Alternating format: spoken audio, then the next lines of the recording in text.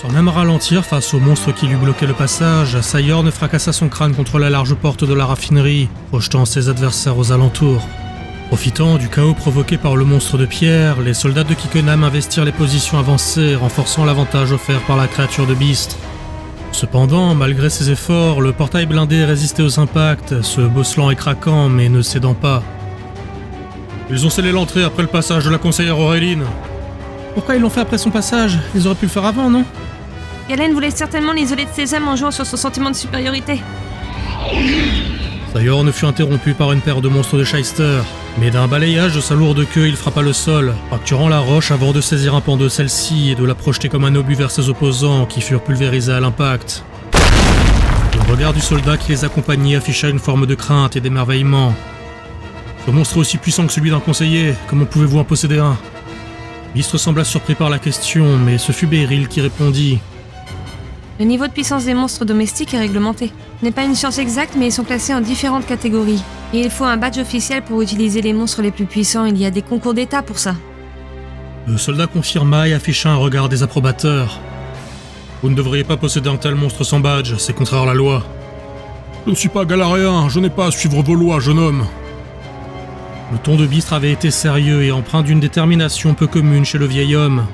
Il semblait bien qu'il n'appréciait guère les règles et les lois complexes de Galar. Beryl, d'abord surprise, se contenta d'acquiescer. Vous avez raison, et pour le moment on a mieux à faire que de se poser des questions judiciaires. D'autant plus que je suis mal placé pour juger, j'ai aucun badge non plus. Sur ces mots, Rhall se sortit de leur couvert pour rejoindre Sayorn. Ce dernier, d'abord prêt à l'attaquer comme n'importe quel autre monstre, se recula d'un pas, à la fois du fait qu'elle ne semblait pas agressive envers lui, mais également parce qu'il semblait ressentir une sorte d'appréhension, comme celui d'un animal soumis face à un chef de meute. Ralph n'est pas une combattante, mais elle n'est pas faible pour autant. Vous l'avez constaté avec son pouvoir de téléportation, mais ce n'est pas sa seule capacité. Le Sir-Knight de Beryl se posta devant la porte. Plusieurs attaques ennemies fusèrent contre elle, mais furent déviées par une sorte de bouclier miroitant, explosant aux alentours sans même la frôler. Elle ferma les yeux et leva les mains devant elle, tandis que la lourde fortification se mit à trembler, comme tordue par une force invisible. L'acier renforcé se plia par saccades et se froissa comme du papier dans un vacarme assourdissant, couvrant même le bruit des combats alentours, avant d'être condensé en un petit agglomérat de métal détruit. La boule d'acier hétérogène tomba sur le sol d'un son mat lorsque Rhall se baissa les bras en rouvrant les yeux dans un soupir. L'officier de Kikkenham hésita un instant devant le changement de paradigme et s'écria alors « Le passage est ouvert! Investissez la raffinerie !» Les combats s'intensifièrent et le groupe mené par Beryl fut escorté jusqu'à l'entrée.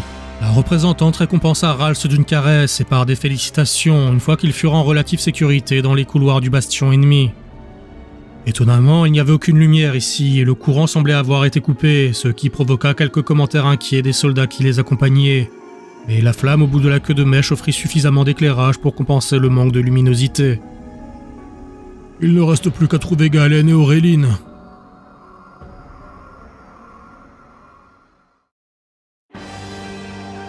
Titian et Dorian avaient débarqué à bonne distance de Fondrive, désireux d'éviter au maximum de se faire remarquer. N'étant que deux, ils n'avaient aucun intérêt à provoquer un affrontement direct, et ils avaient rapidement déterminé que leur meilleure chance de succès serait la discrétion. Premier point, on trouve la gamine. Ensuite, on détermine ce que Manigan Sorvin, et selon ce qu'on trouve, on joue les empêcheurs de tourner en rond. Ça te paraît faisable sans te faire remarquer? Je suis un éclaireur, j'ai passé toute ma vie à remplir des objectifs sans me faire remarquer. Je prends ça pour un oui, et je suis plutôt discret aussi dans mon genre, malgré les apparences. Dorian eut un petit rire entendu, tandis qu'ils avançaient sous le couvert des arbres dans une partie de la région qui n'était pas industrialisée. Cela faisait une bonne heure qu'ils avaient fait contact avec les côtes de Kalos, après un trajet de moins d'une demi-journée de bateau. Selon les estimations de Titian, Beryl et les autres devraient avoir rejoint Shyster à l'heure qu'il était, et il afficha une mine inquiète. J'espère que Beryl ne se mettra pas trop en danger. Cette femme m'a l'air bien plus prudente que toi, je m'inquiète pas pour elle, et j'ai confiance en Bistre et Magenta. Je t'assure qu'entre nous deux, c'est elle la plus casse-cou. Dorian leva le poing en stoppant la marche et la conversation, puis il tendit l'oreille, comme attentif à une menace possible. Titian l'imita et entendit comme un brouhaha lointain, semblable au tumulte d'un chantier. Il sortit une carte de son sac et analysa leur position. Je pense qu'on arrive près de Cromlac. Je te crois sur parole, je connais pas cette région, ni l'endroit que nous cherchons. Tout ce que je peux faire, c'est profiter de mon expérience pour dissimuler nos traces et cacher notre avance. Titian pointa différents emplacements sur la carte, instruisant Dorian de ce qu'il savait, même si en vérité il ne s'agissait que de répétitions. En effet, tout cela avait déjà été étudié bien en amont sur le navire et à leur arrivée à Kalos. Là, c'est Fondrive, une grande ville industrielle. C'est une ville représentée au conseil, mais elle reste calosaise à la base. A priori, c'est Lac Viorvin. Je suis jamais allé, mais c'est l'un des endroits où Azur pourrait être tenu. Et là, non loin, c'est Cromlac. La fameuse ruine de l'ancienne civilisation. C'est là que convergent tous les faisceaux d'indices qu'on a pu trouver sur le plan d'Orvin. Sans quitter la carte des yeux, Titian fendit la frondaison et, après quelques pas, il se dégage à la vue en poussant une branche touffue sur le côté d'un revers du bras. Dorian le rejoignit sans un mot, observant la vallée en contrebas. C'est bien plus grand que toutes les ruines que j'ai pu voir à Jokanto. On ne t'a jamais dit que ce n'est pas la taille qui compte ? Titian eut un renaclement à sa propre blague, observant l'activité au sein du site. Des centaines de personnes et de monstres trimés à dégager les monuments et les structures du sol. Des bâtiments de chantier et des tentes étaient dispersés un peu partout, et au centre de cette fourmilière, une large tour tridactyle de pierre et d'acier pointant vers le ciel. Wow, peut-être bien que la taille compte en fait.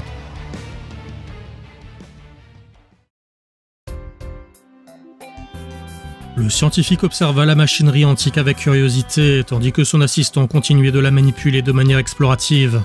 Il prit quelques notes en constatant que les nerfs quartz, nouvellement insérés dans le circuit électrique vétuste, semblaient alimenter cette console au même titre que d'autres aux alentours. Il entendit alors un bruit et se tourna dans la direction de ce dernier, curieux. Son assistant stoppa ses expérimentations et leva un regard vers son supérieur, lui demandant ce qu'il se passait.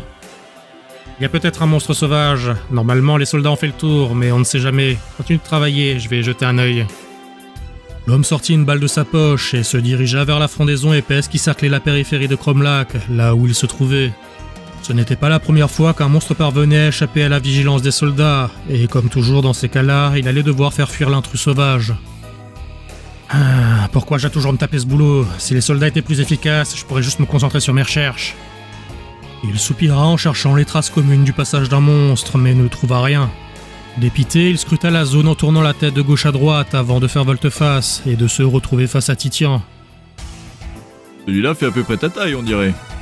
Le scientifique ne comprit pas, surpris par la rencontre incongrue, et il se sentit soudain perdre conscience quand un choc violent le percuta derrière la nuque, laissant apparaître la silhouette de Dorian. « Il est maigre comme un clou, j'y serai à l'étroit, ça ira mieux sur toi. » L'assistant continuait de travailler, allongé sous la console, en train de manipuler les câbles et les engrenages de la machine ancienne. Il entendit des bruits de pas non loin sans en voir la provenance, et sans quitter sa tâche, il demanda « Vous avez trouvé le monstre, chef ?»